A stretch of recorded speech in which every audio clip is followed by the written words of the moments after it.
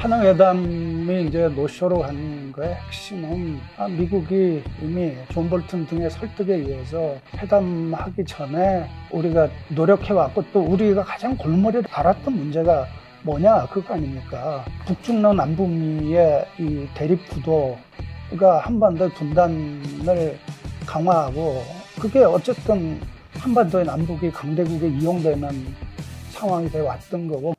윤석열 정부 남북 외교정자 평가 시간을 마련했습니다. 이승환 민주평등자문회의 전 사무처장님을 모셨습니다. 반갑습니다. 네, 반갑습니다. 네, 2019년 베트남 하노이 2차 북미 정상회담이 노딜로 끝난 게 못내 아쉽습니다. 하노이 회담과 관련해서는 사실 그 당시만 해도 왜 노딜로 끝났는지 뭐 이런 부분에 대해서 사실은 정확히 밝혀지는 게 없었고 뭐 그래서 이제 그런데 지금은 뭐 상당히 많은 부분에 대해서 우리가 알 수 있게 됐죠. 하노이 회담이 이제 노쇼로 간 거의 핵심은 미국이 이미 존 볼튼 등의 설득에 의해서 회담하기 전에 노쇼를 하는 것을 결정하고 갔던 거고요, 이미. 네. 그래서 사실은 하노이 회담 진행 과정에서 김정은이 회담 성사를 위해서 뭐 굉장히 집요하고 또 애처로울 정도로 매달렸지만 뭐 원래 준비한 대로 노쇼로 미국에서 일단 정리를 한 거죠. 그런 결과가 나온 데는 뭐 여러 가지 이유가 있겠지만 뭐 우선은 제일 크게 우리가 뭐 느끼는 놀라운 점은 사실은 그렇게 노쇼를 결정하고 갔음에도 불구하고 우리 정부가 그 당시에 그런 상황이 될 것에 대해서 별로 예측을 못했다는 거고요. 뭐 그렇게 된 데는 이제 뭐 북한도 뭐 그랬는데 그렇게 된 데는 뭐 이유는 있죠. 왜냐하면 그 회담 전에 김영철이 북한의 통전부장이었던 김영철이 이제 방미를 했고, 그리고 방미 과정에서 이제 사실은 북한이 요구하는 부분에 대해서 상당 부분 미국이 받겠다라고 하는 신호를 보냈고, 그렇기 때문에 회담에 대해서 낙관을 하고 이제 갔었던 거고요. 북에서는. 네, 그렇죠. 그리고 그런 상황은 뭐 우리 정부도 그렇게 판단했던 것 같고, 존 볼튼 자체가 사실은 미국의 유명한 네오콘이기도 하지만 일본통이고, 일본의 집요한 어쨌든 그 노력이 있었던 것 같고요. 그러니까 존 볼튼이 트럼프에게 한 프리젠테이션 내용의 상당 부분의 소스가 일본이라는 게 지금 뭐 정설인 거고, 또 북한의 발목을 잡은 데는 뭐 중국의 역할도 적지 않았던 거고요. 중국 동북지방이 경제적으로 제일 낙후돼 있는데 그 핵심 이유가 사실은 대북 제재 때문인 거고, 그렇기 때문에 대북 제재와 관련해서 중국에서 북한에게 심하게 좀 요구를 했던 거고, 그 요구를 뭐 북한 입장에서 또 그게 자신들의 절실한 문제이기 때문에 뭐 이제 세게 밀었던 거고, 뭐 그런 부분들이 사실은 협상에서 디테일한 부분에서 사실은 서로 어긋나게 만든 부분들이 꽤 많이 발생했던 거죠. 특히 북미 정상회담이 어떤 평화 무드로 정착되는 종전선언이라든지 이런 부분들을 일본하고 일본의 이해관계에서 일본이 거의 그거를 무산시키려는 쪽으로 노력했다는. 그럼요. 일본은 중국도 마찬가지입니까? 중국은 뭐 그거를 무산시키려고 했다기보다는 그러니까 중국 자신들의 요구를 그 과도하게 투영했고, 그것이 사실은 뭐 회담에서 이 북미 간에 서로 이 계산이 어긋나게 만드는데 영향을 미쳤다, 이제 이런 의미고요. 그래서 실제로 북미 정상회담이라는 게 결국은 동북아의 북한 입장에서는 핵을 내주고 경제 발전을 도모하겠다라고 하는 입장이 확실했는데, 하노이 회담을 거치면서 북한이 과 경제를 교환하는 위험성에 대해서 훨씬 더 민감한 경각심을 갖게 됐던 거고, 그 결과가 어쨌든 하노이 회담 이후에 오래되고 있는 북미 갈등과 남북 관계의 단절, 이런 부분으로 나타나게 된 거죠.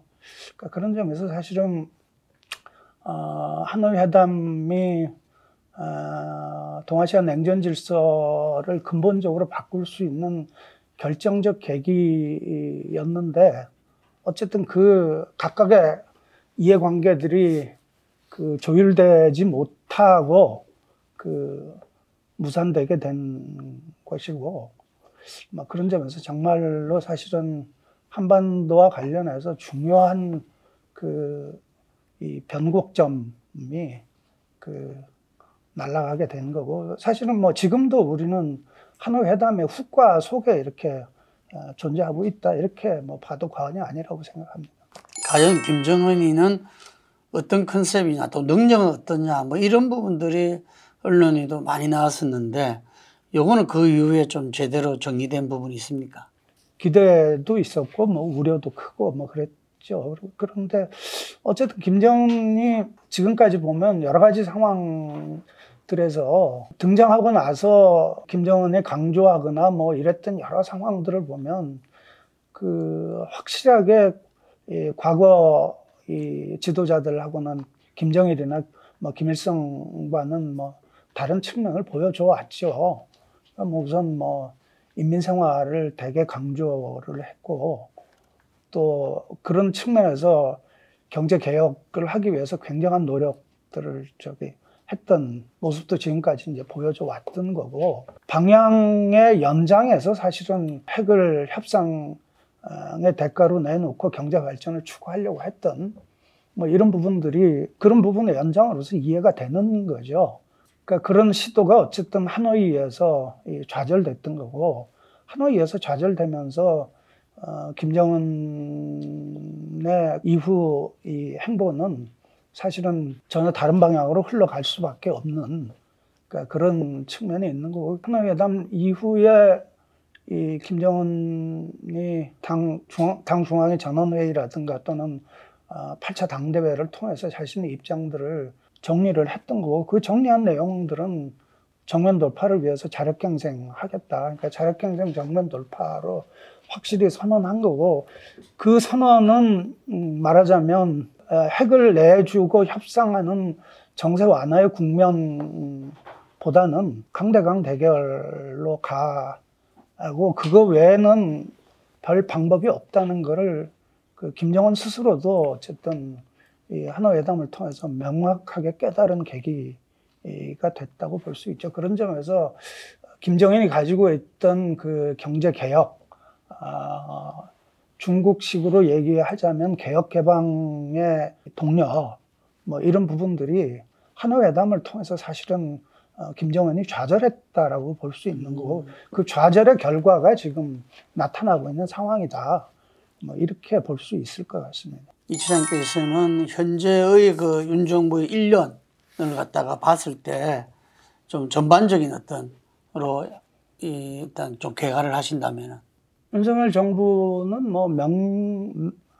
아주 명확한 것 같습니다. 그러니까 기본적으로는 어쨌든 미국의 가치 외교의 동조 정확하게 얘기하면 편승이죠. 확실하게 편승하는 거고 남북 관계와 관련해서는 남북 관계가 잘 될 것 같지 않은 상황에 대해서 예측을 하고 그러니까 대외 정책에서 남북 관계에 대한 고려는 사실상 없다. 기본적으로는 어쨌든 힘을 통해서 문제를 해결한다. 그래서 억제 중심주의, 디터런스를 최고의 가치로 치는 기본적으로 윤석열 정부의 대정책이나 대북 정책의 근저에 깔려 있는 기본적인 내용들이죠. 윤석열 정부가 지금 이른바 북핵 문제에 대해서 담대한 구상, 그래서 선비핵화가 아니고 단계적 비핵화라고 이렇게 얘기하기도 하고 또 권영세 통일부 장관이 취임하면서 대북 정책과 관련해서 이어달리기를 하겠다.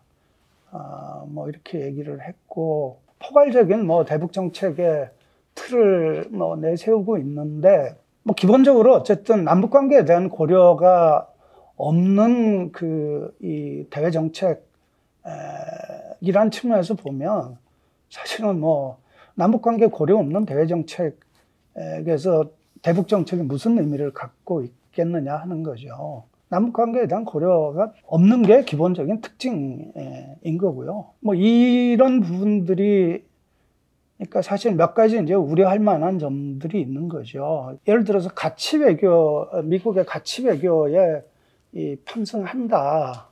뭐 그럴 수 있는 거죠. 우리가 미국에 대해서 가치 외교에 편승 뭐 할 수 있다고 생각하는 건데, 뭐 더 나아가서 일본이 주요하게 얘기하는 게 이제 소위 이제 경제 안보론인데, 그것도 뭐 그냥 그 수세적인 의미에서의 경제 안보가 아니라 굉장히 공세적으로 경제 안보를 주장하는데, 이 일본이 주장하는 일본 자민당 전략가들의 이 경제 안보론의 바탕에서 이루어진 핵심적인 조치 중에 하나가 소부장과 관련한 그 우리나라에 대한 이 수출 금지 조치 같은 게 뭐 대표적인 거고, 그런 점에서 일본의 이 경제 안보론이라는 게 굉장히 그 공세적인 그 성격을 가지고 있는데, 지금 윤석열 정부가 내세우는 대외 이념 중에 하나가 경제 안보론이거든요.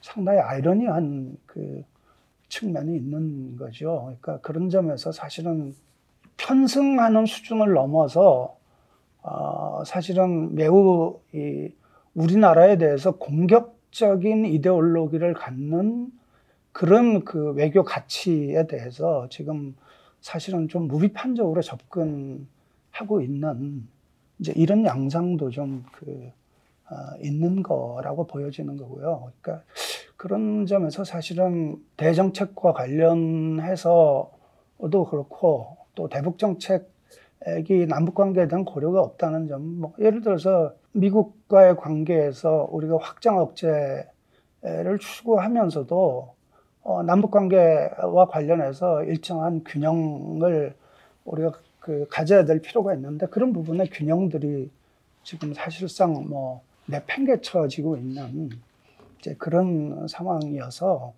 그러니까 실제로 뭐 남북관계 대북 정책과 관련해서는 이 정부 하에서 이렇게 의미 있는 뭐 이런 정책으로서의 의미를 갖기가 사실은 좀 별로 쉽지 않아 보인다.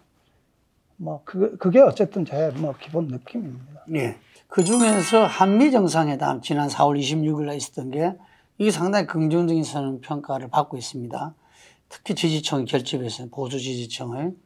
그 중에서 그 워싱턴 선언, 이게 굉장히 지난 우리 미국 간의 어떤 한미 공동 한미 동맹을 갖다 아주 진일보했다, 격상했다 이런 평가를 받고 있는데.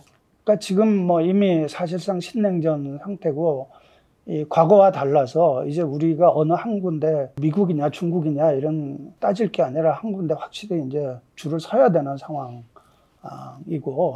그렇기 때문에 전략적 모성을 선택해야 되는 때는 이미 지났다, 이제 이런 얘기를 많이 하고, 그런 점에서 사실 뭐 이번 한미 정상회담을 통해서 확실하게 미국을 선택했고, 뭐 그로 인해서 한미 동맹이나 이런 게 더 발전했다 이렇게 이제 얘기를 하는데, 그 얘기의 전제가 사실은 지난 정부가 전략적 모성을 대외 정책으로 삼았다는 거거든요.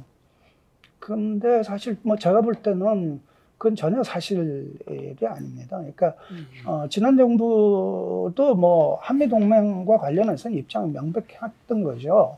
그러니까 미중 관계에서 뭐 모호하게 됐거나 이러지 않았던 거고요. 다만 지난 정부에서는 확장 억제와 그 남북 관계 뭐 이런 사이에서 일정한 뭐 좀 어느 정도의 균형이랄까, 이런 어느 지점이 될까에 대해서 뭐 신중하게 접근했었던 거고요. 뭐 이 정부의 경우는 이제 그런 부분들이 이제 없는 거고, 우리가 지금까지 한반도 냉전 체제를 해소하기 위해서 가장 핵심적으로 우리가 노력해왔고, 또 우리가 가장 골머리를 앓았던 문제가 뭐냐, 그거 아닙니까?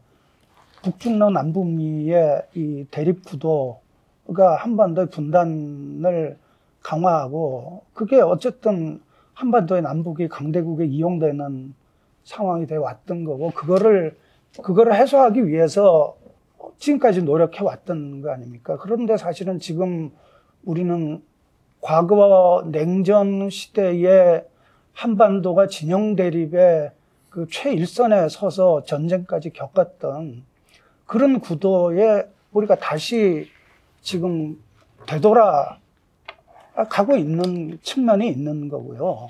아까도 얘기했지만 사실은 한국이 과거와는 굉장히 국제 무대에서 위상이 달라졌습니다.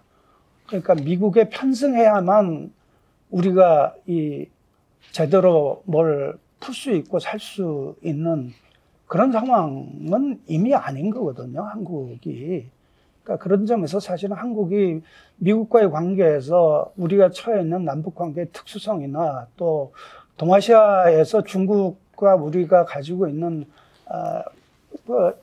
일정한 좀 특수 조건 이런 부분들에 대해서 미국 한미 동맹을 강화하면서도 충분하게 우리가 서로 얘기하고 소통하고 우리 입장에 대해서 이해를 구하는 노력들은 충분히 할 수가 있는 측면이 있는 건데 그런 부분의 노력들은 어디에 있느냐 이제 이런 문제가 있는 거고요. 사실은 미국이나 일본이 그리는 그 구도에 그대로 들어가서 그러니까 우리가 추구해야 되는 독자적인 외교 가치, 한반도의 이 분단과 냉전 질서를 바꾸고 변화시키고 그리고 그걸 통해서 사실은 동아시아 질서 변동 과정에서 한국이 그냥 강대국의 조리이 아니라 최소한 자기 입장과 이해관계를 어느 정도 관철해 내려고 하는 이런 부분에 이 외교적인 창의성과 독자성이 어디에 있느냐 이런 부분과 관련해서 사실은 워싱턴 선언은 우리에게 심각한 사실은 질문을 던지고 있는 측면이 있고 이 문제는 저는 단순히 이게 진보가 보수에 대해서 비판하는 문제가 아니라 보수 진영도 이 문제에 대해서 고민을 해야 되고 이 문제를 회피하기 어려운 문제다 이렇게 생각하는 거고요. 윤석열 들어서는 거듭된 미사일 발사, ICM, 정찰위성 우주 발사 강경노선을 지금 펴고 있습니다. 그리고 남한에 대한 적대적 태도도 계속 유지되고 있고요. 남북 관계 회복 가능성은 좀 남북 관계 회복 가능성은 당분간은 좀 어렵다고 보여지는데 그건 여러 가지 이제 원인들이 우선은 저는 북한 요인이 크다고 생각합니다. 그러니까 한화회담 실패 이후에 북한이 자력경쟁 정면 돌파를 선언했고, 그러니까 미국에 대해서는 강대강 3대선 이런 원칙을 정리를 한 거고, 북한이 얘기하는 강대강 원칙은 힘을 통해서 미국과의 관계 개선을 도모하겠다는 얘기입니다. 그러니까 부단히 힘을 키워서 미국과 새로운 이 판을 만들겠다. 대외관계에서 제일 중요하게 생각하는 게 지금 국방력 강화고요.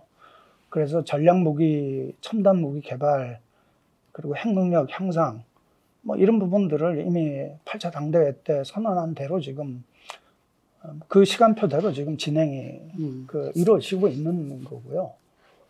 제일 중요한 거는 이런 대북 제재 압박 속에서 북한이 이제 어떻게 살아남고 지속할 거냐 하는 문제인데, 그분과 관련해서는 어쨌든 북한이 자력경쟁을 해서 지금 어느 정도의 성과는 얻고 있는 것 같습니다. 그러니까 자력경쟁의 핵심이 북한 내부에 있는 자원을 최대한 효율적으로 집중해서 장기전을 벌일 수 있는 이런 거를 이제 가져가는 건데, 그런 측면에서 어쨌든 북한은 8차 당대회 때 경제 정비 보강 새로운 계획을 짜서 무슨 정비 보강하겠다는 거고, 정비 보강의 핵심이 사실은 당과 국가 이 내각의 통제 밖에 있는 경제 자원들을 끌어들이겠다는 거거든요. 그래서 뭐 북한에서 제일 돈 되는 탄광이나 철광 이런 부분들이 주요 대중단체나 군부나 이런 데 의해서 장악돼 있으면서 사실은 국가 통제에 들어가 있는 게 30% 정도밖에 안 되는 상황이고, 그러니까 그 대대적인 이 규율 강화 이런 것들을 통해서 이 경제에 대한 내부 통제를 시켜 왔던 거고, 그런 과정에서 제일 문제가 되는 게 외부로부터의 지원이나 자원이 유입되는 거기 때문에 사실은 문재인 정부 하에서 뭐 이 대북 지원이나 이런 부분에 대해서 북한이 철저하게 이 배제하고 안 받고, 또 일부 중국을 통해서 우회적으로 그 들어온 것조차도 그걸 받은 간부들을 처벌한다거나 이런 식으로 했던 거거든요. 그러니까 그런 측면에서 어쨌든 북한은 자신들의 이 내부 자원을 최대한 동원해서 장기전을 벌일 수 있는 시스템을 갖춰가고 있는 거고, 거기다 또 하나의 그 상황들이 이 국제적으로 미중 갈등들이 진행되면서 이 중국이나 러시아하고 관계가 가까워지면서 이 대북 제재나 이런 부분들과 관련해서 이 북한이 굉장히 편해진 측면이 있는 거죠. 미사일 경계공모가 네. 떴지 않습니까? 네. 그때 그거 들었습니까? 네. 새벽에요? 아니, 뭐 나는 듣지는 못했습니다. 참 정부의 대응이라는 것은 참 이건 정말 코미디 같았고, 그 뒤에는 그날 좀 이따가 들으셨잖아요. 이게 뉴스로는 보고. 그때 좀 어땠습니까? 그러니까 이게 두 가지 측면이 있는 건데요. 하나는 뭐 지금 말씀하신 것처럼 이제 뭐 지나치게 위기를 증폭시키고, 뭐 그래서 뭐 어떤 측면에서는 뭐 우스꽝스러운 점이 있지만 뭐 정치적으로는 오히려 뭐 이것을 이용할 가능성도 사실은 뭐 배제하기 어려운 거고요. 그리고 또 다른 측면에서 보면 또 이게 양떼처럼 되는 거죠. 뭐 위기에 둔감해지는. 그런데 문제는 뭐 이런 위기를 정상적으로 위기 대응, 그리고 특히 위기에 대응하는 게 아니고 사실은 우리는 예방을 해야 되는 거거든요. 예방과 사전 관리가 중요한데, 그러니까 그런 측면에서 사실은 지금과 같이 억정 안능주의, 우리의 이 독자적인 남북 관계를 고려한 창의적인 대외 구상 같은 게 없이 그 강대국 논리에 일방적으로 이렇게 편성해가는 구조에서는 이런 예방이나 그 사전 관리 이런 것들이 현실적으로 잘 안 될 수밖에 없는 거거든요. 그러니까 그런 점에서 사실은 걱정스러운 거고요. 그런데 그게 어쨌든 지난번 이 경보 사태를 통해서 사실은 이런 문제의 심각성이 오히려 희화화되어 버린 이제 이런 측면이 좀 있다고 보여집니다.